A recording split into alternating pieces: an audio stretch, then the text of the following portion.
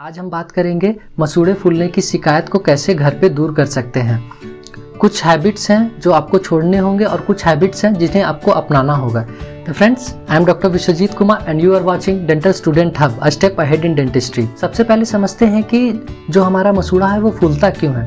देखिए, इसके बहुत सारे कारण हो सकते हैं। मैं सबसे कॉमन कारण जो है वो उसके बताने की कोशिश करता हूँ। सबसे कॉमन कारण होता है आपका अगर पुअर ओरल हाइजीन है, अगर आप अपने मुंह को अच्छे से साफ नहीं रखते हैं। दूसरा होता है कि किसी को देखा जाता है कि बहुत स्टेरॉइडल थेरेपी पे रहते हैं या फिर उसका इम्यूनिटी बहुत लो होता है, तो ऐसे केसेस में भी जिंजाइवा का इन्फ्लामेशन मतलब आपके मसूड़े जो होते हैं वो फूले होते हैं। दूसरा होता है प्रेगनेंसी के केस में। प्रेगनेंसी जब होता है तो उस समय भी बहुत बार देखा जाता है, बहुत लेडीज़ लोग में शिकायत आती है कि मेरे मसूड़े फूले हुए होते हैं, तो ये समय के साथ रिजॉल्व हो जाता है।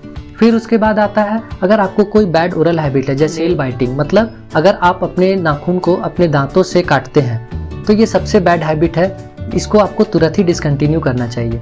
दूसरा, अगर कोई बच्चा अंगूठा चूसता है या उसे एक हैबिट डेवलप हो गया है अंगूठा चूसने का, तो इसे भी आपको हैबिट ब्रेकिंग अप्लायंस यूज़ करके या घर पे कुछ तरीके अपना के आपको इसे छुड़वाना होगा। तो ये सब कुछ कॉमन आदत हैं जिनके कारण कि मसूड़े फूलने की शिकायत मोस्ट कॉमनली देखे जाते हैं पेशेंट्स में।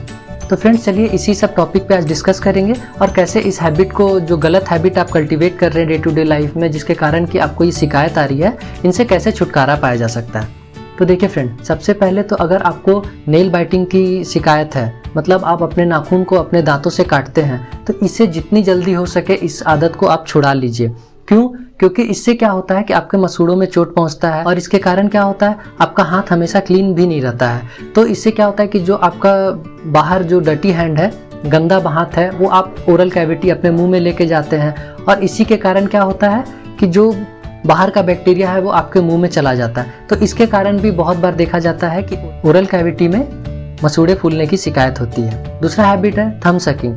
इसमें भी सेम है, आपका हाथ क्लीन नहीं होता है, बच्चों का हाथ हमेशा इधर उधर, बच्चे हमेशा बाहर से खेल के आते हैं, चाहे उनका हाथ हमेशा उतना क्लीन नहीं होता है। और थंब सकिंग हैबिट के कारण क्या होता है कि वो बार बार अंगूठा अपने मुंह में ले जाते हैं, जिसके कारण जो बाहर का बैक्टीरिया है, जो भी स्पोर्स है, वो आपके ओरल कैविटी में डायरेक्टली चला जाता है। इसके कारण भी बहुत बार मसूड़े फूलने की शिकायत आती है। दूसरा है अगर आपका स्टेरॉइडल थेरेपी, अभी कोविड टाइम में बहुत पेशेंट्स को स्टेरॉइड्स चला है, बहुत हाई डोजेस का स्टेरॉइड्स चला है, तो उसके कारण भी क्या होता है कि कुछ समय के बाद जब स्टेरॉइड्स का थेरेपी खत्म हो जाता है तो इसके बाद क्या होता है कि आपके मसूड़े फूलने की शिकायत आती है। जिंजाइवा का इन्फ्लामेशन हो जाता है, या तो उससे खून आता है या तो फिर उसमें थोड़ा सा पस का एक्यूमुलेशन हो जाता है। तो इससे घबराना नहीं है, आप अपने नज़दीकी डेंटिस्ट के पास जाइए और अच्छे से पूरा क्लीन करवाइए अपने मसूड़े को और कुछ दवाइयाँ चलेंगी जिसके कारण आपका ये जो शिकायत है ये दूर हो जाएगा। अगर प्रेगनेंसी के टाइम में मसूड़ा फूल गया है तो ये बहुत बार देखा जाता है कॉमन, ये हार्मोनल चेंजेस के कारण मसूड़ा फूलने की शिकायत आती है।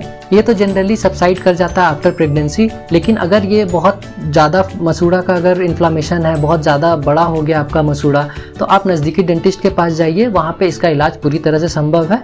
इसके घर पे इसका कोई अपने से इलाज आप मत करें। Next is cleaning your oral cavity on a daily basis.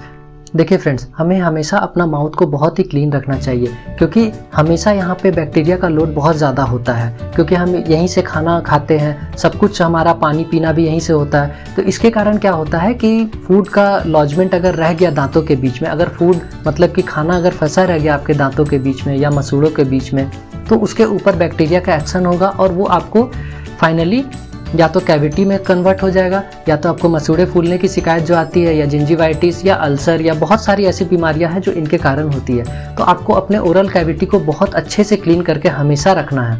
तो ओरल कैविटी को कैसे क्लीन करते हैं इस पे मैंने वीडियो बनाया है, आप जाके उस वीडियो को देखें और सारे हैबिट जो मैंने बताया है उसे जरूर कल्टिवेट करें, इससे आपको बेनिफिट मिलेगा।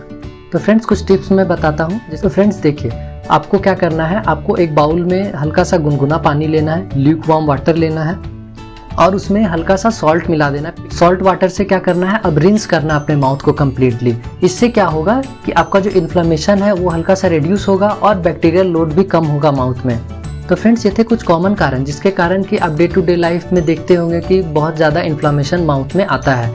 तो इन कुछ बैड हैबिट्स को आपको छोड़ना है और कुछ गुड हैबिट जो मैंने बताया है उसे कल्टीवेट करिए और आप देखिएगा कि आपकी ये शिकायत धीरे धीरे दूर हो जाएगी।